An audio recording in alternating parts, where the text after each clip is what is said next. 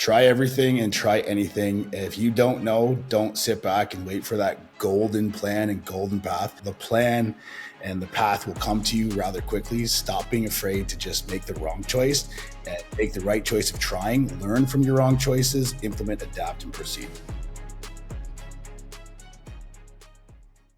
Welcome back to the Mark Faris Experience. Today we have Michael Ainger on.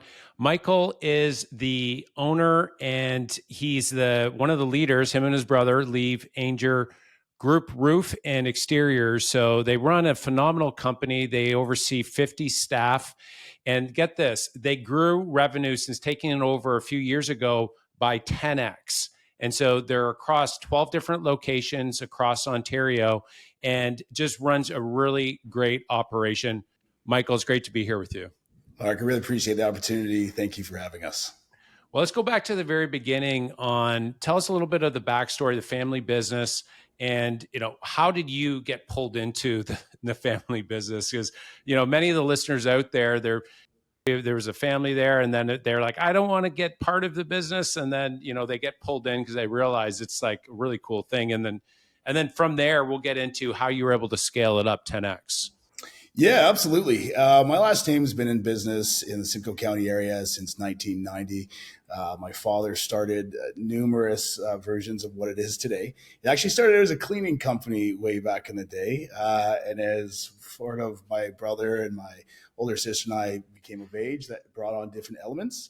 I was a part of the construction side of things, just being a Lego kid in general. And got to a point, like every father and son, middle-aged son at that, with their fathers, where you just kind of maybe clash a little bit. And I actually left, and I went out west for a long period of time there, worked in the oil and gas industry. Actually started a crypto company, introduced Bitcoin mining to the oil and gas industry. Ended up all over the place: Iceland, Mongolia, China, down in Texas about it.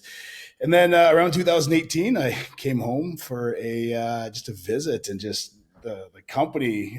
My brother had kind of tried to work his way taking out of it, and was going through some challenging times. My father's health wasn't great, and then had some personal issues. And my brother, I said to him, like, hey, why don't you sell this company for what it's worth or whatever the assets are and come with me to build some Bitcoin mining facilities or something in the crypto space, or like, you really need to get some help. And it was a couple of weeks later, he came and he's like, I'd love for you to help me. He goes, you kind of know everything already. Everybody knows who you are. I thought about it. I was like, you know what? All right, I'll give you 3 months. And either by the end of 3 months, we're either partners in this or I've done big brother duty and I'm gone. And here we are 5 years later and I'm still here. Wow. That's pretty cool that your brother came to you and said, hey, listen, you want to come work with me? Do you always have a good relationship with your brother? And, what do you think it was that he saw in you? I mean, your background and your vast background in different businesses probably was one thing, but how was that dynamic? Because I have 5 brothers and I have 3 sisters. And so, when it comes down to it, your brother comes to you and like, that must've been pretty cool. That, a compliment, but tell me a little bit about that dynamic there. Yeah. So TJ is 7 years younger than me. So there's always that slight disconnect as anybody would have. And especially being, by 20, I was kind of gone already. So we, knew each other, but we didn't know each other to the extent we know each other today. And I think there's just always that. I always called them, always treated them with respect, always helped where I could, but I was always afar. And so we always had that kind of trust. He always knew what I was doing in terms of business. So, it wasn't as close as some brothers have growing up, but it's by far that over these last 5 years now. Yeah, no, it's phenomenal when you start working with family. I mean, it can go one way or another, but it can really pull a relationship close. And so, with my brothers, it's just a different conversation at Christmas time. You're sitting down and you're talking shop, and it's just there's a closeness that you understand each other, especially that you guys both own it. I mean, there's a different level of we'll say responsibility that you guys would both appreciate about each other. Different weight. Yeah. Yeah, 100%. I mean, even that talk shop, like it's Yeah. not shop when you're, Yeah. it's your hobby, it's your love, it's a passion, Yeah. it's all of it. But it is rare that when we don't hang out, we're not talking something of work at one point or another. Now tell me how when it comes down to, because a lot of times people ask like, how can you work with family? And when I started, Joanna, she was very involved in the business, and we're both very strong wills, and we learn to work with each other, but like we'll go toe to toe when it comes down to getting the best ideas.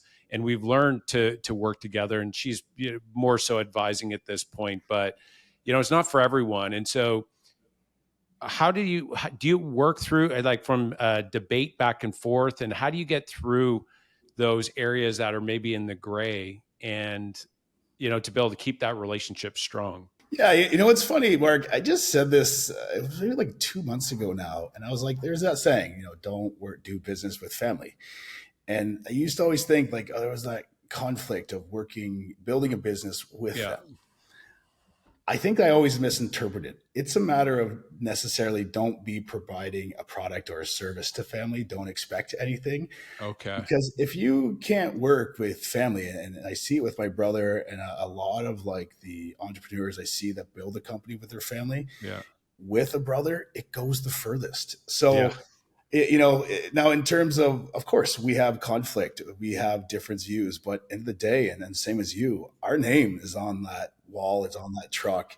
And as much as you get mad, I think we do trust each other. We're both working for the same objective, the same path, and we both really bring two different skill sets to the table as Mm. well. So Oh, you hit on two things really big there. Like, and this is where if you could put a mission up above everyone and say, hey, listen, we're all going for this same thing, then you have something in common. And then you can filter the decision of, okay, what is the best thing for yeah. the company, not what's best for you, what's best for me. And I think that's like such a good filter.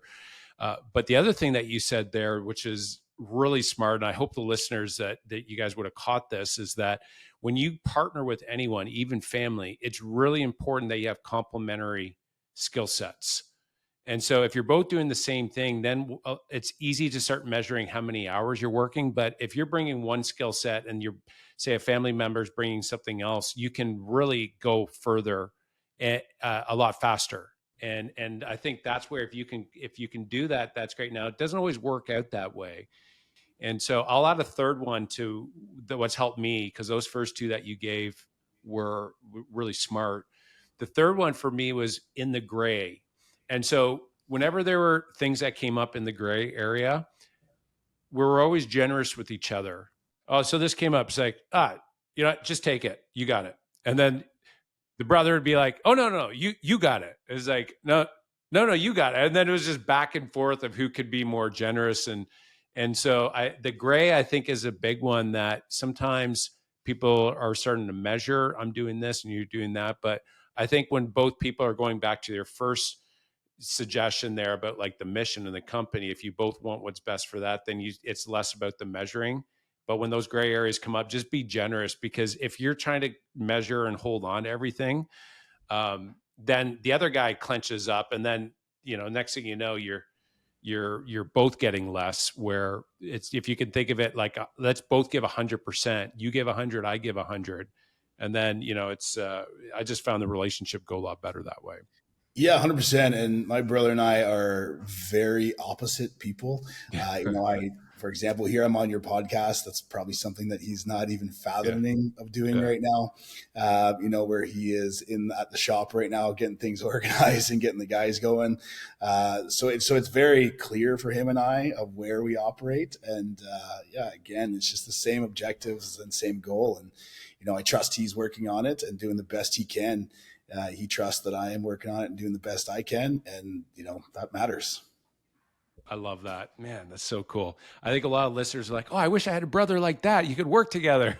It's not always pretty. I And I'm know. 260 pounds, and my brother's got probably 50, 60 pounds on me. So it can be, it's not a room for the weak when that goes sideways. But the cool thing is like, it reminds me back in the day, my brother, he was in grade 9, I was in grade 11. So I was the oldest boy. I have an older sister. I haven't even told this story out on this podcast yet, but my younger brother threw a snowball. And what happened? I went to Barrie Central, and there was a gas leak or something, and they evacuated the whole school. And we walked down to the Sunnydale Park, and everybody's standing around, all these kids, and there's snow. It was like a fresh drop of snow. And of course, and it was perfect packing snow. So what do you think is going to happen? Right? Yeah. Of course, there's this big snowball. So there's a big snowball fight. And my brother picked up this snowball and he chucked it at his buddy, and his buddy ducked. And then it hit this grade 12.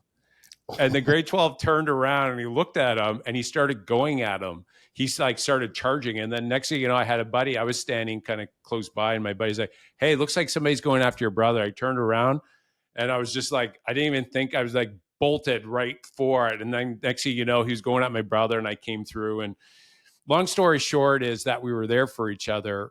But when we were at home, we fought a lot growing up as well. But the reason I share that story is because, family, although you can kind of bicker here and there, and you would get this as a brother, it's like you can kind of go back and forth. But when somebody else outside your family is kind of messing with a brother, Yeah. you're going to be there, right? And they know you're going to be there too, which is pretty cool. Yeah, some of those wars, right? It's like, okay, I can say some things and do some things, but nobody else can. And if they do, it's like, no. Yeah. Oh, that's cool. No, that's good. That's really good. So, okay, so you start in the company, and so I want to talk a little bit about this growth trajectory that you had. So, give us an understanding of when you came into the business. I mean, you took it, and you and your brother went 10x in the business. So, give us a kind of a ballpark of, you're at 50 staff right now. From a staffing standpoint, how many when you guys started in the business, and then what was the first? Okay, well, set the stage of when you came into the business. What did the business look like? And then I'll ask that in my next question. Yeah, I mean, my first viewpoint was to look at where things are, what's going on, what's the processes, what's the market, what's the competitive landscape, and just take a real digest and see if there's opportunity. Simply put, we all know the SWOT analysis is behind it. Can you explain that just for the listeners? What is the SWOTs, strengths, weaknesses, threats, and opportunities, and That's just right. Really digressing of what's happening around you. It wasn't in the greatest, but it was generating revenue. Broken down trucks, intermittent staff, working its way through some dedicated staff at that point because of the situation with my father and family. Some managers were leaving and looking elsewhere, obviously unsure of the certainty of the future of the company, and no fault to them by any means. And it was very just kind of limping along and to be honest, actually going completely under at that point. And borderline was when I first stepped in. So it wasn't a great situation by any means, but I had a really hard time of, do I rebuild this or start new? And that probably took me the longest. And I've always wondered if that was the right decision, or it would have been easier or tougher to start new name or something of that nature. But once I made the decision, like, nope, known reputation, whatever names out there, let's just turn this around and go back again. Love that. Oh man, that's so good. And I would think that, you being in the business, because your father's in the business, for how long before you took over was the business around?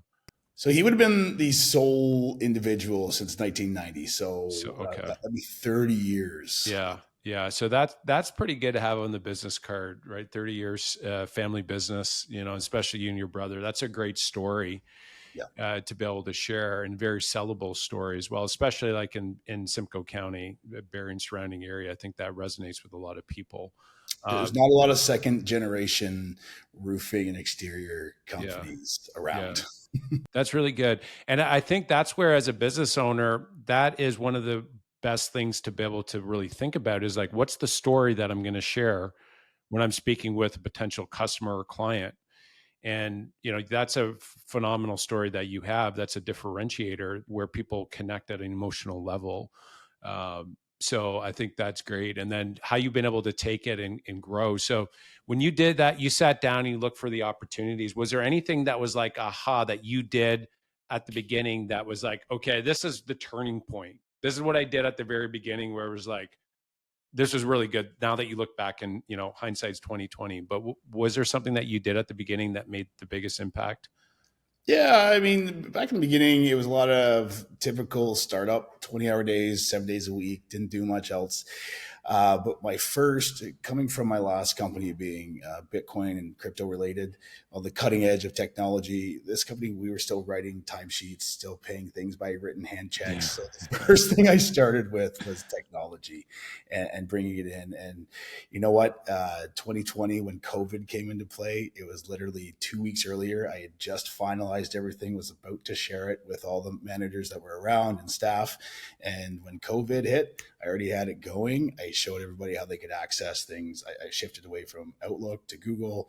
I integrated, online or out in the field timesheets, safety, things like that, and just kind of showed like, it's okay, guys. We don't have to run to the office. We don't have to hand over paper anymore. It really just came at a pinnacle time of when paperless was required just to operate as business, and COVID coming in, it was just, that was probably the smartest thing I ever did, was figure that out. And just like, I am talking 2 weeks, maybe 10 days before we got shut down, I was just taking a break, going like, Mhm. I'm done. Okay, we can Yeah. start this. And boom, March, shut down. Yeah. That was a scary time. I, uh, I remember driving back. We were on vacation down south, and we were driving back, and I was on the phone with mentors the whole way back. It was like right from Florida all the way up. And it was like call after call. It's like, what are your thoughts? And that was the thing. A lot of people, they just, during that time, it was just so new. Like, Yeah. how's this going to impact the business? And it was interesting because we ended up laying off. We laid off, is it 14 people at that point? We expected business to go to half, and it did the next month, and then Boom. explosion. And so we moved our operations online, and then we just had the following month after that, we had our best month with 14 less staff. And I learned in that moment, it was like, okay, because we kept our A players, we kept the talent, the real A talent. Yep. And we were at working from online as well. And I realized that with A level talent, like we were micromanaging, take your lunch at this time and make sure you come at this time and you leave at this time. Yep. And I realized we needed to do that because there was a handful of, we'll call them C players, that were taking advantage, and we were doing that to everybody. And Yeah. so when we got rid of the C players in the April, we didn't need to micromanage, and we got way more done with less people. And so it was started with it was very concerning, and then it turned out to be there was a lot of pain then, don't get me wrong, but from a business standpoint, it was interesting how that all panned out for the better.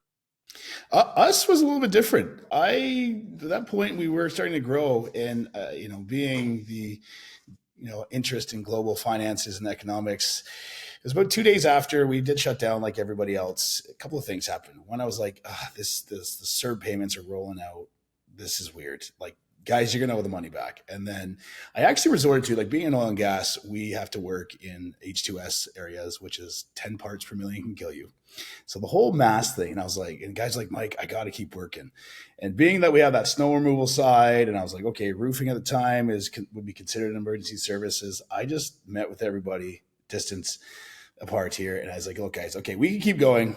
Here's what we need to do. You guys need to look. You need to be separate. If you're going to be in a truck, wear a mask. If you're going to be, when you do your toolbox out on the sites, be that distance so it's, people driving by evidently see that. Right. And I said, I'll keep you guys going. And I was like, you know what? I advise that we do that, because the way this is going to come out and the financial illiteracy that was happening. Was, you're going to owe all this money back, so you're probably better off to, like, let's just work. And same with us, we just blew up, and we were hiring guys, we were implementing processes that I knew from oil and gas, which was way deadlier than COVID. And we just kind of implemented that in terms of how the guys worked, and we continued on. It was great. Wow. So you doing that right before COVID hit was such a blessing, because that allowed you to, I mean, scalable infrastructure to your systems and processes. Do you think you would have been able to sustain the growth if you didn't go in, if you're still doing the timesheets with paper and all the rest of it? No, absolutely not. I don't think any company can sustain any growth in today's world. Okay, so this is such a big topic, and I think a lot of, we'll call them independent contractors, maybe they're working on their own or they have one or two staff. The biggest thing that's holding them back. And so when we talk about processes and systems, and can you take us through, if you were going to give advice to an entrepreneur that maybe has one or two staff and they want to grow, and this idea about systemizing and, processes, and what advice would you give them to be able to start, to be able to, have something like that to allow them to scale? And why is it important? Yeah, and if you're at like two staff, try everything and try anything. If you don't know, don't sit back and wait for that golden plan and golden path. A few staff, try. The plan and the path will come to you rather quickly. Stop being afraid to just make the wrong choice and make the right choice of trying. Learn from your wrong choices, implement, adapt, and proceed. It's good. That's really good. Yeah, the playbook is something that is up in the head of the owner generally. It's like, this is how we do it. But the frontline staff person, they think they know what they're doing, and they're maybe missing a few steps. So if the owner can actually just write things down, these are the steps, like, here are the 10 steps to doing this process of going out and doing a quote, and actually just simplifying and writing it down.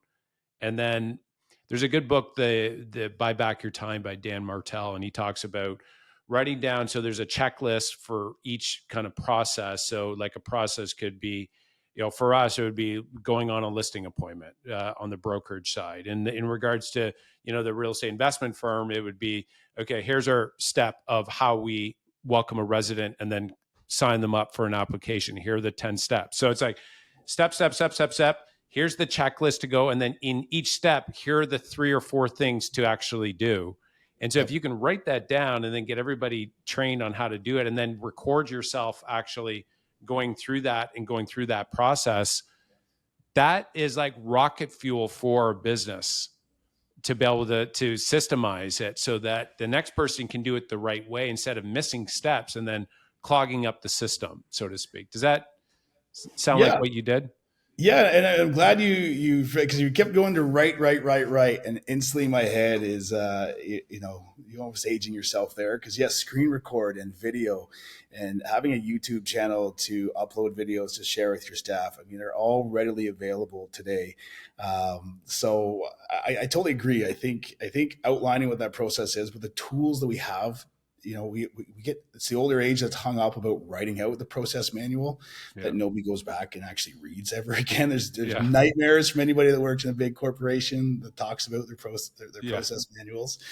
But the videos that are available, having your own YouTube of how to do training, 100%, it's a world of difference. Yeah. I found that with most business owners, they're more, it sounds like your brother's more of a processor and you're more of a visionary. Is that right?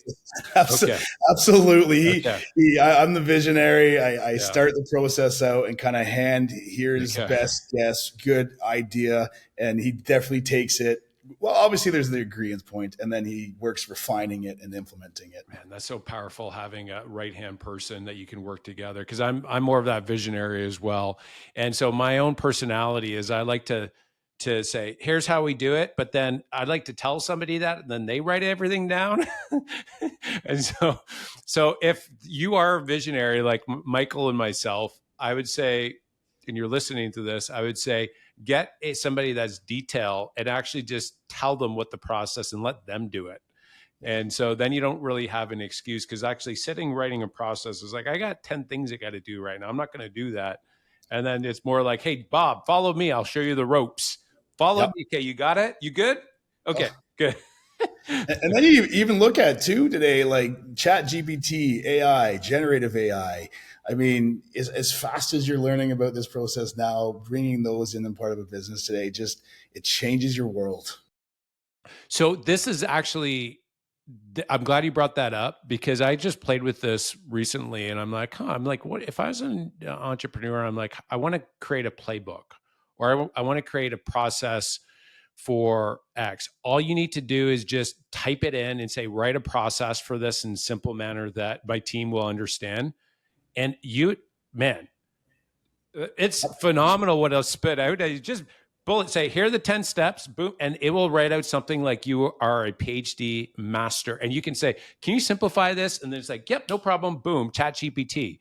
You get the $20 version a month. And I'm on there almost every day. And it's just, even if it's like, I'm looking for a word similar to this. What are some other word options? And it's like, boom, 10 words. It's the best assistant out there outside of my current assistant, Stephanie, that I know is listening right now. But yeah, so that's cool. I like that idea about AI right now. There's just so many tools available today, and I mean, even in the last 5 years since I started driving this company, the advancements that's been happening are just incredible. I find, and just that little bit of time to learn how things can operate, how it can integrate, and as an entrepreneur, like the opportunities it's creating in almost any industry and business, because a lot of people aren't taking that initiative to understand what it can do, are going to get boiled over by individuals that are after it, probably less skilled, probably not as much experience, but learning those skill sets around AI and generative AI and how it can be used, it's going to dominate. Yeah. Is there anything that you guys had like an aha with, say, it was a Chat GPT or AI, where you're like, okay, this was like a game changer that we implemented in our business that's been like really helpful? Or is it just more of an everyday tool that you're using? Yeah, I mean, we all heard of AI. I've been spending a lot of time learning about that over the last year here, on to now generative AI that most people aren't even know Can you what it tell is. us what that is? I'm not aware of generative AI. Right. Yeah. I mean, there's nothing. Yeah. So AI, like if you were to speak to AI, you would get a lot of, you would, just to role play this, have a conversation with AI, it would reply in those age old therapist ways of, okay, so let me understand. You would Yeah. like to find information out about this, and that's AI. Generative AI, it would be hard to tell the difference between you and I speaking right now. It's very interactive and it just flows the conversation. And you can train it as an executive assistant. You can train it as answering your phones. You can train it to categorize. You can train it to, like for you guys in real estate, you could actually train it to peg based on the how a person calls in to list their home, who they are, what's posted on social media, and pair them up with the most likely realtor they'd connect with. It's fascinating. Yeah. No, and I think it's one of those, it's very similar to when the internet came on. You remember the dial up, and it was like, it was like you're sitting there. I was like, okay, we're logging on to the internet. It was a game changer when it came down to it, and it totally changed our world. And I was sitting in this financial, uh, there was a advisor put on this dinner, and he was telling a little bit about the amount of investment going into AI is incredible. And so Mhm. that's going to drive a lot of new jobs as well. And it's going to take some jobs as well. But I think that ultimately the job force will shift in some regards, but it's not so much that I think anyways is going to be, well, it's just going to knock out your business completely. But the owners, and I think across the board, that can utilize it and grow with AI will be the ones that continue to grow and continue to say dominate a market, and the ones that don't, I think there's going to be a major disadvantage, and the gap will continue to grow as AI starts to expand even further. What are your thoughts on that? Absolutely. I give this advice to everybody that I talk to about either running their business or starting up. If you're not looking at AI at some form, it's like computers coming on and you're not even buying a computer or looking at buying one. That is the impact it has already made that people probably aren't even aware of, let alone ignoring it. It's just, you're going to be so far behind. It's not even funny. Yeah, that's great. Now, okay, so you've been scaling up. You have 50 staff right now. How do you manage culture and how do you retain A players? Yeah, I mean, our strategy in the roofing exterior side, to be honest, in today's world of trade business, and so sticking to the skilled or unskilled trades, the world has shifted. I would say about 40% of the effort, or 40% of the effort, is the actual doing of the work. The other 60 and 65% is about culture, process, business, payments, payment processing, etc.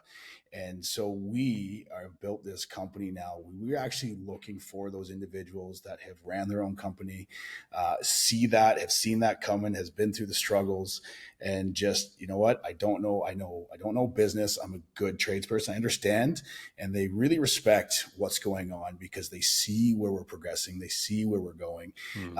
and just understand that it is either good at business or you're good at trade. Hmm. And it's kind of worked to our advantage because for the longest time, guys out there have got good at a trade. And what's the word everybody says? Oh, you should start your own business. You're the Yeah. best, trade, whatever. That has shifted drastically now, that the requirements of running a business in today's world, or starting it, or being open to the new technologies and the offerings of what's needed, is astronomical. And then for us, I kind of brought some old school integration back. As much as I love technology, I didn't take it an approach that I wanted to filter through as more clients as possible. I took the approach of, let's utilize it so we can spend more time with our client, because I saw the distance happening as it was evolving. And so for us, like that culture, bringing it together, we do a lot of community engagements. We have old school Christmas parties where they're fun. We do summer events to bring people together just as a family, or go on a boat or go paintballing, just to bring that back, that culture back, where it's not so much of a distance and people aren't just such a number. And even at 50, that's probably, 50 staff. That's probably one of the things a lot of guys, they appreciate. We just did, even something as simple as doing an annual review. But we just did an annual review of everybody's abilities and where they're at, a performance review. But I told my managers to take it as a performance review on how the company can be better for them, not how they're doing. And the things that came out of that were very clear. It was love how we're involved in the Hmm. communities that we serve. They love even logoed gear. I'm a big advocate for guys, like, have a company shirt. So, when you're on somebody's property, you look like a team, guys. At least the homeowner knows, or the neighbors know you're Yeah. part of a company. You're supposed to be there. We spend a lot of time logo all of our trucks. Like, you can't not tell what we're in an area working. The truck is logoed up and proper. So that even the residents in the area, just create that trust level in the communities we go serve, and guys love that. And just really pushing them, like, guys, be trade professional. I'm known for, when new guys start with us, they're showing up in track pants. It's like, Mike's gonna find you, and nope, we can't do that here. Like, it's jeans, and it can be stained, and it can be a work pant, and boots, and a company shirt, and he just wants us to be trade professional. So Hmm. just bring that all together, and especially in the roofing, where we started out, to now we're full exteriors, just getting guys to be a part of something and realize that, I used to tell them, like, guys, doctors hire you to come in, like, you're not nothing in this world. And just reinstilling to them that they have a purpose, which Hmm. is mission this year, is getting guys to really operate on a purpose and level. And it changes the whole culture. Now, I am known for having a little bit more traditional and conservative views, for what's going on in the political landscape, I guess. And even that, the a lot of the people, men and women that work for us, love it. They're just like, yes, learning to be a man, learning, getting up in the morning.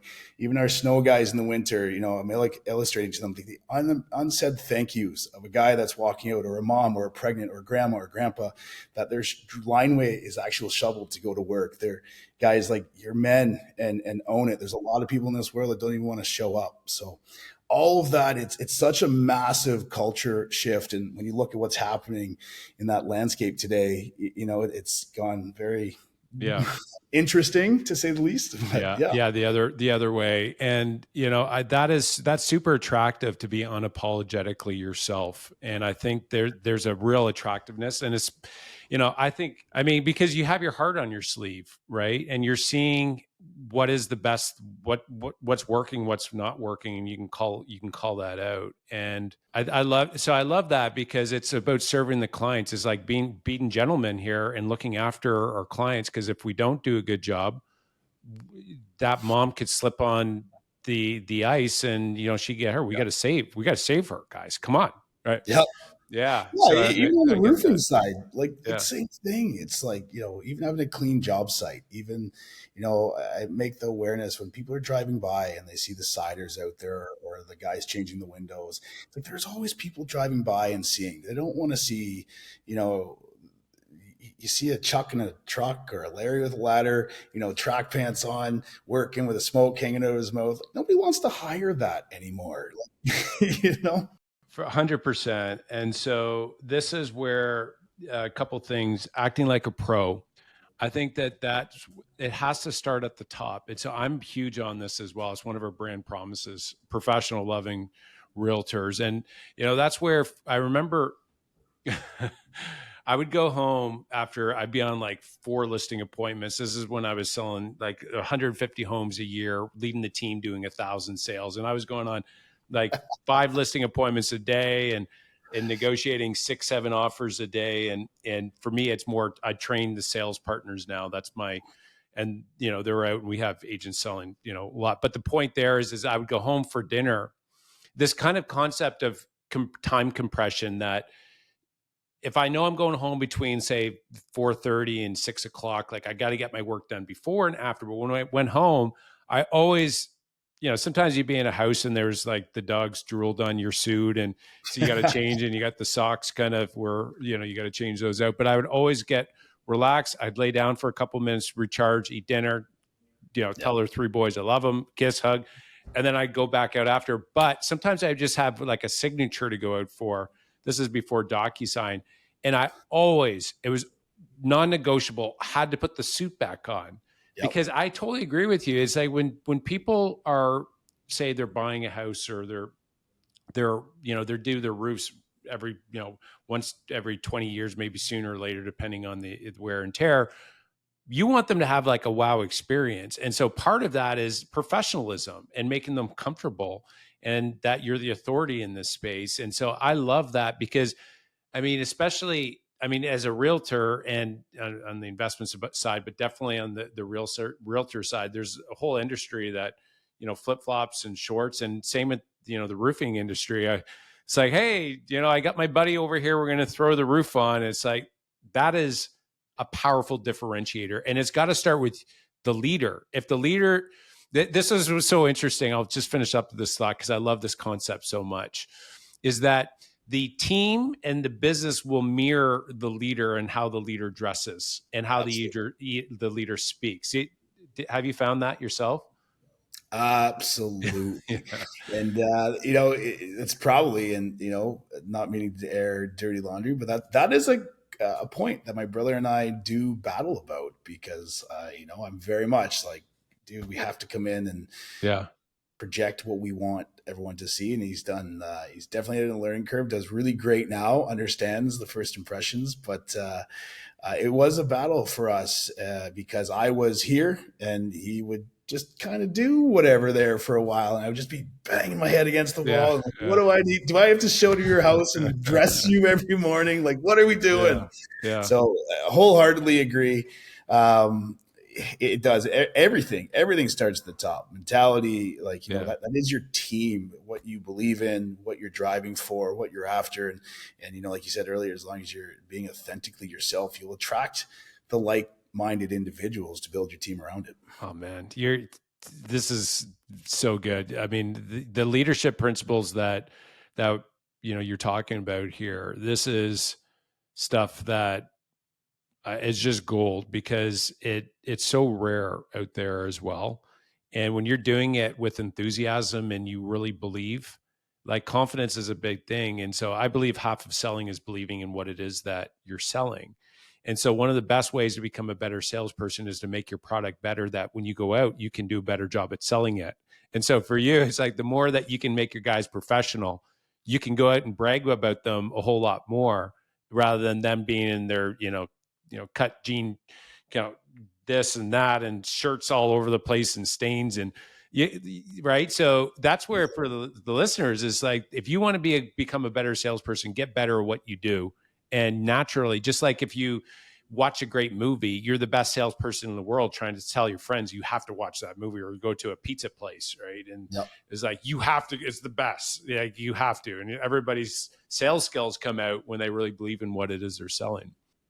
Oh, 100%. And on everything. I mean, for you guys in real estate, it's, suits. For us, I'm happy when they have a clean t-shirt on, and even trucks being clean and organized. But Yeah. even on like our scales, like that is the same thing. Like, there's enough guys out there, real estate in flip flops showing up to sign a deal. And then there's, for us, it's guys smoking an unlogoed, broken down truck kind of thing. But yeah, it all matters. I'm confident. I agree with you fully, starting at the top and filtering it through, but setting the realistic expectations and remembering a key piece. Whatever you do, only expect the those that are following you to do 80% of it. Expecting them to mirror you exactly is unrealistic, and expect 80%. And if they hit 80%, that's probably their 100%. So lead that way. Know that. That's really good. I think that will save Michael. I think you saved a lot of heartache from a lot of leaders. And I think that's part of scaling as well, is realizing that, you train them the best you put your best into them. But at the end of the day, you got to make sure that, well, if there's, you got to make sure that the 80% is the key 80%, the right Yes. 80%. And so maybe the other 20% isn't quite the way that you would do it, but like these 80% are really big. And this is where for me was a big shift, is where when we have a new agent come on, like we have on the listing side and the buyer side, we have a whole academy that we bring them through. And it's a little bit, every business is different. I'm just sharing for on the real estate side. But what really gave me more peace of mind is that I'm like, okay, so here's a presentation, here's a script, learn it, present it to me. It's like, okay, present, go back, go here, do this, and this, improve. Okay, present it again. It's like, okay, do it again. You got to do it one more time. Like, but make sure you nail this, and this. It's like, okay. And then you go out on an appointment, and you watch them do it. And then it's like, that to me is one of the most powerful ways to be able to sleep at night, knowing that, okay, they're doing the 80 most important percent. And by doing that, then I know that when they're going out, I can go out and be the rainmaker and get more business, because I know they're going to do, a great job, and they're going to be hitting kind of that right amount. But I think taking that step out, like you had said, making sure that you're doing that versus like, I'm never hiring anybody because they can't do it as good as me, is like, you're in a prison then, right? I got a good one, and I get asked that question all the time. When do you know they need to bring somebody on? And I can relate this to my brother and I's experience, because and the things that he knows is mind blowing. And for the longest time, he just kept doing these tasks, whatever they would be, and he always, I could just get it done faster. And finally, I was like, okay. He finally told me why he did it, and I was like, okay. I was like, all right, TJ, I understand. You can do it faster than anybody else, right? He's like, yes. I'm like, okay. And if you train somebody at first, they'll probably do it half your speed. He's like, oh, yeah, well, maybe a little faster, but okay. I was like, awesome. Okay, so you're going to train somebody who's doing it at 50%. Okay. Then you're going to train somebody else. And by the time you've trained your first person, let's say that they're up to their 75%. Now you got a second person who's doing it at 50%. They're now operating at 125% of your capacity.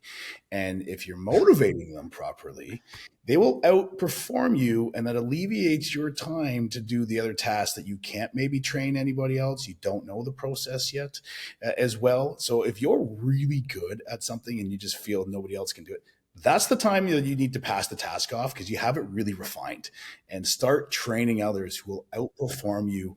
And again, accept that 80% of what you do, they're going to hit, or 80% of what you do, they're going to get to. And how many of those individuals do you get involved in your team until you're completely overpowered wherever you turn it? You're just looking for the niches or the improvements or things of that nature. I would have loved to be a fly on the wall and during that conversation. And I think a lot of business people would have, because what happened after that? Was there more of an aha moment at this? Because you explained that exceptionally well. Like if I was Yeah. your brother, it'd make a lot of sense to me as well. It's like, oh, okay, that makes sense. I'll give it a shot. Yeah. I mean, after he now uses it as Oh, his cool. example, he goes, and he's training his managers because he goes, you know what? I get it. It doesn't make sense. But when Mike told me, I've heard him say it. So yeah, it's just that So good. moment that, I couldn't understand why my brother did what he did. Another fundamental component as a leader is spend time to understand what the four archetypes for everybody's learning style is, to know what it is, to convey your message to that different type. And as soon as I understood my brother's and I could simplify it in a term and just write it out so he got it, it clicked. It didn't matter. You could yell at him before, you could be angry, you could stomp away. That obviously wouldn't have been effective, but just finding out why he did it and then knowing what his learning style was and illustrating it to him is like the fundamental component to, I mean, that's messaging for anything. That's sales, that's anything, right? It's amazing. Can you explain the four archetypes there, just for the listeners? I'm interested Yeah, yeah. I've heard of it, but I haven't actually grasped on to the full capacity of what that is. So So there's can you people explain? that can sit, listen, understand, and learn it. There's people that need to read it in front of them. So it's given to them so they understand. There's people that need to kind of have somebody over top of them illustrating. And then there's other people that just kind of get the general concept, but can figure the rest out. And it's mostly falls into those first three. If you're an entrepreneur that can kind of figure things out. But that is like, it works off of communication. It works off of learning styles. It works on how to motivate them. It works, all of that combines on understanding that.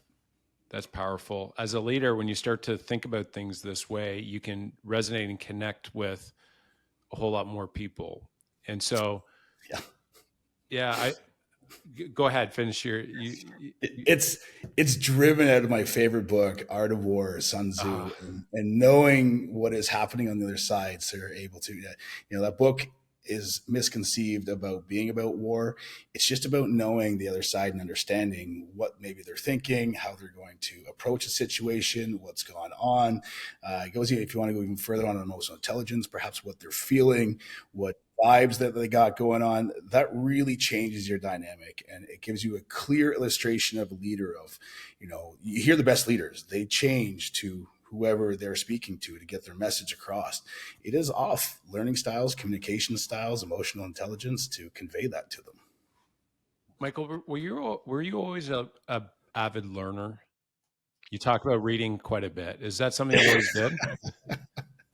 Yeah, no, I wasn't. I was just ADHD as a young age, and I harnessed it very young. And I never did amazing in school, never did terrible. But yeah, absolutely. And then once I started to understand how important communication styles and learning styles and everything was about leading, I got an iconic story. I'll never forget this. It was in 2000. I remember even the years, 2012. I was in the oil and gas industry. One of my mentors was really pushing me. He's like, Mike, you have all the skills to, be the next site superintendent. We're on this job. And I knew all the answers. I could communicate to the client. I could communicate to the consultants. I knew what we were building. I couldn't get the crew to follow me, and banging my head against the wall. And I can't remember what I watched. It was a meme, and it was about communication styles and learning styles. And I was like, oh, so I did buy some books and just wanted to learn. It was within a week, I started implementing the things I learned. Within 2 weeks of me starting this, guys were coming to me, guys were speaking to me, guys wanted to know what I thought. They wanted my opinion. It was that fast. And the amount of sheer hours we worked out there, 12, 14-hour days, 7 days a week in the middle of nowhere, a lot evolved very quickly, and I quickly identified how fundamental that was in leadership. And it all made sense to me about how true leaders change who they are to convey their message. And I've just always worked on it since and always been aware of it. Yeah, that's incredible. The strongest leaders, and you've so eloquently stated how you do it, is they make others better. They Yeah. make others better. And I think that is such a simple definition for a leader. And, how you were able to do that with your brother is such a great example. And then how your brother's doing it now with others as well. And I'm sure your brother's given you some really good Oh, yeah.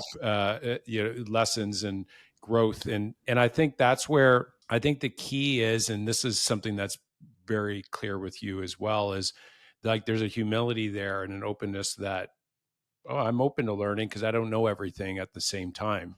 It's that cup is half full versus, the cup is full. And that's actually one of the things that I've realized with some team members that were maybe they accomplished some sort of success in schooling. They came out and I'm like, okay, here, do A, B, and Z. And it's like, they come back after 2 weeks and then I said, how'd it go with A, B, and C? He's like, well, I'm kind of working on the script. No, like, how many calls did you make? And it was like, well, I'm getting around to it. I'm tweaking it. I'm getting ready. I'm getting organized, and so the ability to actually take action on that and to be open and receptive to that feedback as well. I've learned that you speak with billionaires as well. These guys are like extremely curious and they're open to learning. They're like billionaires, it's like it never stops, like the curiosity side of it. And so that's where through the conversation it's very clear that that's what you are. And I think that's what makes you a really powerful leader. And the more you learn, the less you realize you know. Yeah. Yeah. On everything. Yeah. Yeah, that's true. Yeah, no, that's good. There's so much out there, and then you think you know it, and then things change, or you think you know something, and then you hear it a different way. That's why, like, there's a number of books. Think and Grow Rich is one of them. It's just you read it, and then you read it again, and then you see completely different things because you're at a different stage. So even though it's the same content, you're at a different stage, and you've grown, so things kind of connect in a different way. Um, Curiosity, that's a good one. Good leadership principle. Yeah, be curious always. So, okay, so changing gears a bit, and before we wrap up and go over, we have a little bit of a we'll say 3 questions here, rapid fire.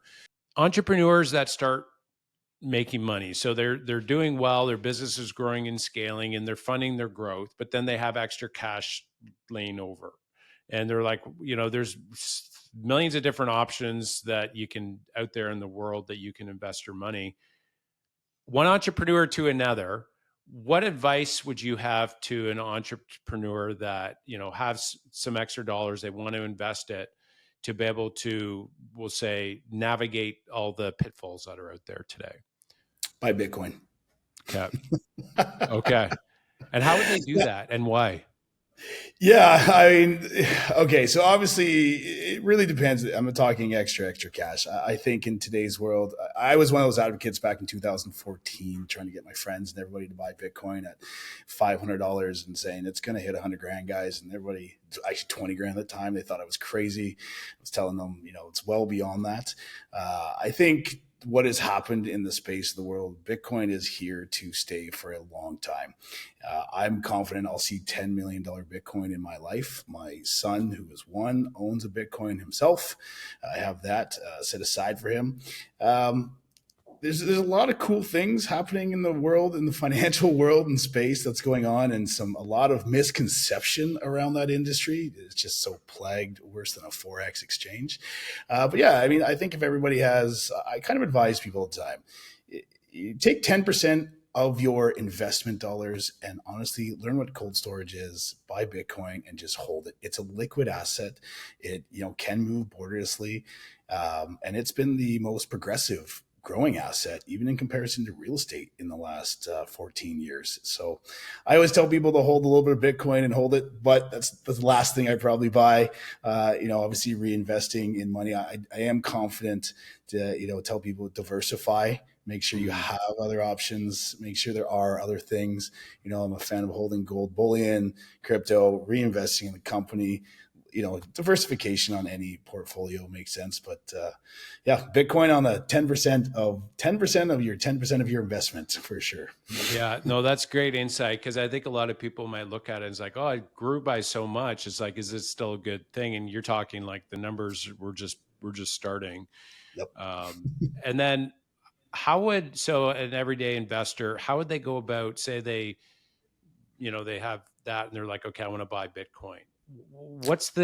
How would they even go about doing? Because I have a very elementary understanding of it. You have a much, much more advanced. And then others are like, I don't even know what Bitcoin is. Like, I'm hearing all this out there. Is that like something real? Do I get a coin? And so how would they even go about buying it? And what would be the safest way to do it?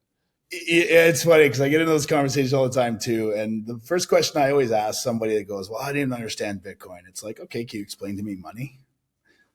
And they know about as much about money as they do about Bitcoin in the end. There's a misconception around how money operates and how we've grown up with it. So to buy Bitcoin, I always give people simple advice. Go and learn what cold storage is. And that's a means to be your own bank and remove your Bitcoin. Now, to be clear, when I speak about Bitcoin, I'm not talking about cryptocurrencies. There's one Bitcoin and then there's altcoins. There's thousands of altcoins today. But I would go learn what cold storage is, buy two of them directly from the manufacturer. If you're here in Canada, there's amazing companies. We're actually very, very sheltered in Canada on what is happening on a global scale with cryptocurrencies and Bitcoin in general. With the Trump administration of what's going on, that's greatly changing what's going to happen and what the SEC regulations are going to allow here. But in Canada, bullbitcoin.com is a great place to go buy. There's a lot of OTC markets, over-the-counter markets in Toronto or most major cities. Fundamentally, though, learn what cold storage is, buy a little Bitcoin, put it on there, consider it like buying some gold and putting it in your safe. In comparison, it's like if you go to Wealthsimple or something like that right now, you're essentially buying paper-backed gold or paper-backed cryptocurrency when you can actually just go buy the gold bullion and put it in your safe. That's the same thing as buying Bitcoin and putting it in cold storage. Got it. Well, thanks for that explanation there. It's really good insight. There's a lot of pitfalls and there's a lot of, we'll say, ways not to do it as well. So getting that counsel is really good. So rapid fire. We got 3 quick questions here for you, and we're going to wrap this up. But I scratched the surface with all the questions. We sent some questions ahead. I don't even think I got to any of them because this is really good as time's flying by here. But first question is, which book you've referenced a couple on the conversation here, but one book that has made the biggest impact in your business, what would it be? Brevity. It's a great book. It completely changes the way you want to present something to an individual. It defies our education system in terms of the presentation. And it teaches you how to just say what it is you want or what you're presenting without going through an entire story. It's a really great tactic on sales. It's a really great tactic on dealing with problems at work. It's a great problem solver in all aspects of life, of just saying what the problem is and getting right to it and then dealing with it. So everybody's on the same page from the get-go. That's powerful. Brevity, Brevity. Yes, I believe so. Brevity. Okay, got Just it. Perfect. Brief brevity. Yep. Perfect. All right. Second question. 3 words others would describe you as. What would they be? Intelligent, loud, and visionary. Cool. No, those are 3 good ones for a leader. And the final question for you is, what advice would you give? Well, final advice you give the entrepreneurs that are listening that are maybe thinking getting into business or they want to scale their business up to 50 staff like yourself? So if you're thinking about getting into business, I would say do it. Your backup strategy is your current plan. go. If you're looking to scale, again, start when you're smaller. Just try and learn from it, because it gets a lot harder for companies that are at 50 staff or 100 staff or more to make changes then, when they have no path of how to manage those problems. Don't hold back and try. It's a powerful interview. So the listeners, if they want to reach out to you, say they want to get a quote, they're north of Toronto. Will you go into Toronto as well? We are. We were just we're just a big vendor at the Cottage Country Home Show there Amazing. in Toronto, and we're working in Toronto now. Unexpected, but yeah. So how can they do a little bit of research, reach out to you, and this is definitely a company you want to reach out to with this kind of strong leadership. So what's the best way they can do that? If you Google Ainger Group, AINGER Group Roofing Exteriors, you're going to come across something of ours. Our main website is Ainger Roofing, AINGER Roofing.ca. We have about 6 websites that are compiling. Alternately, our phone number has been the same. It's one thing that I should let go soon, but a bit of sentimental value. With my father starting it, our phone number is 705-444-5712. Awesome. Well, thanks so much for today, Michael. Wealth of wisdom, and really appreciate you coming on the show. I appreciate the offer, and thank you very much, Mark. Awesome, guys. Well, thanks for listening to the show. If you liked it, please share and subscribe it with other entrepreneurs that are looking to grow their business. And if you are interested in learning a little bit more about real estate, you can't find any good deals out there, go to fulloutinvesting.com. We have our 10-step full out investing process. We have a sample deal on there as well. And just remember, one of the fastest ways to build wealth is to grow your business and invest into real estate. I love you guys.